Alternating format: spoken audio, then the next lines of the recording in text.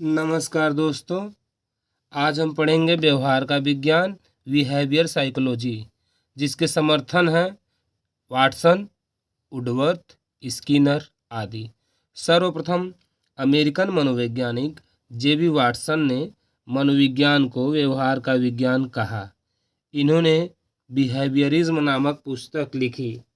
वर्तमान में मनोविज्ञान को व्यवहार का विज्ञान माना जाता है। वुडवर्थ जी के द्वारा दर्शाया गया है मनोविज्ञान दर्शन शास्त्र की शाखा है, आत्मा का विज्ञान है, मन का विज्ञान है, व्यवहार का विज्ञान है, जो कि वर्तमान में मान्य है। मनोविज्ञान के प्रमुख संप्रदाय स्कूल विचारधारा संरचनावाद के जो जनक हैं टिचनर हैं, विलियम वुंट हैं। प्रकार्यवाद के जो जनक हैं विलियम जेम्स हैं। व्यवहारवाद के जो जनक हैं वाटसन हैं। मनोविश्लेषणवाद के जो जनक हैं फ्रायड हैं। गेस्टाल्टवाद के जो जनक हैं मैक्स वर्दाइमर हैं। हार्मिक मनोविज्ञान के जो जनक हैं मैकडूगल हैं। मानववाद के जो जनक हैं मैस्लो हैं। संरचनावाद मनोविज्ञान का प्रथम स्कूल था, संप्रदाय था, विचारधारा था। मनोविज्ञान की सबसे प्राचीन विधि अंतर्दर्शन विधि, इंट्रो इंस्पेक्शन विधि है, जो संरचनावाद की देन है। बहिर्दर्शन विधि, जिसे अवलोकन या निरीक्षण विधि भी कहते हैं, यह व्यवहारवाद की देन है, जो कि बालक की अभिवृत्ति और जो विकास है उसका एक स्ट्रक्चर हम लोग देखे हैं। इसके पहले फिर एक बार और हम देखते हैं। यक्स महिला और यक्स वाई पुरुष।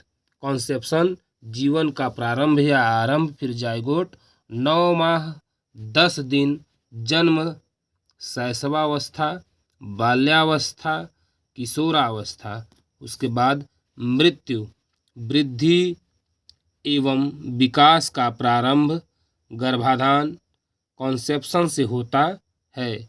वृद्धि एवं विकास की सर्वाधिक तीव्र गति की अवस्था गर्भावस्था, वृद्धि एवं विकास की प्रथम अवस्था गर्भावस्था, जन्म के बाद वृद्धि एवं विकास की सर्वाधिक तेज गति की अवस्था शैशवावस्था। आगे हम अभिवृत्ति ग्रोथ के बारे में पढ़ते हैं। वृद्धि से तात्पर्य शरीर तथा उसके भार, लंबाई आदि में वृद्धि से होता है। अभिवृद्धि एक जैविक प्रक्रिया है जो गर्भाधान से लेकर एक निश्चित आयु परिपक्वता की अवस्था किशोरावस्था तक चलती है। इसका संबंध विकास के केवल एक पक्ष शारीरिक पक्ष से होता है। इसके द्वारा बालक में केवल परिमाणात्मक या मात्रात्मक परिवर्तन होता है। फ्रेक ने अभिवृत्ति को कोशीय वृद्धि कहा है।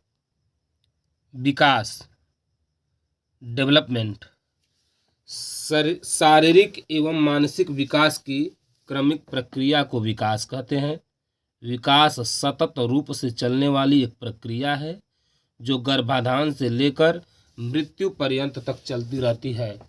विकास द्वारा बालक में मात्रात्मक तथा गुणात्मक दोनों परिवर्तन होता है। हार्लॉक द्वारा विकास परिवर्तनों की प्रक्रिया है जिसके परिणाम स्वरूप बालक में नई नई क्षमताओं का जन्म होता रहता है। विकास में परिवर्तन 4 प्रकार का होता है।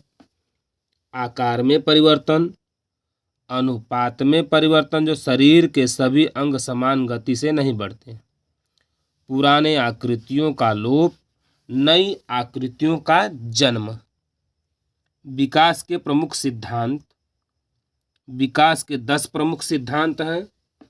निश्चित दिशा का सिद्धांत, निरंतरता का सिद्धांत, व्यक्तिगत भिन्नता का सिद्धांत, समान प्रतिमान का सिद्धांत, निश्चित क्रम का सिद्धांत, परिमार्जिता का सिद्धांत, चक्राकार प्रगति का सिद्धांत, सामान्य से विशिष्ट की ओर का सिद्धांत, आनुवंशिकता एवं वातावरण की अंतःक्रिया का सिद्धांत, समन्वय का सिद्धांत, निश्चित दिशा का सिद्धांत, जिसका शारीरिक विकास मस्तिष्क अधोमुखी नियम, सिर से पैर की ओर, सिर धड़ पैर, निकट दूर का नियम, केंद्र से परिधि, नियर डिस्टेंट लॉ, केंद्र से छोर की ओर, पेट, छाती, बाह, अंगुलियों तक, निरंतरता का सिद्धांत। इस सिद्धांत के अनुसार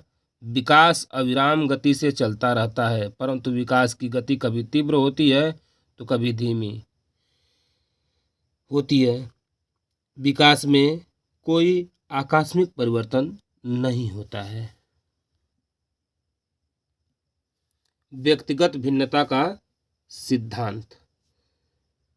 इस सिद्धांत के अनुसार भिन्न भिन्न बालकों की विकास की गति भिन्न भिन्न होती है, अर्थात प्रत्येक बालक की विकास दर एक समान नहीं होती है।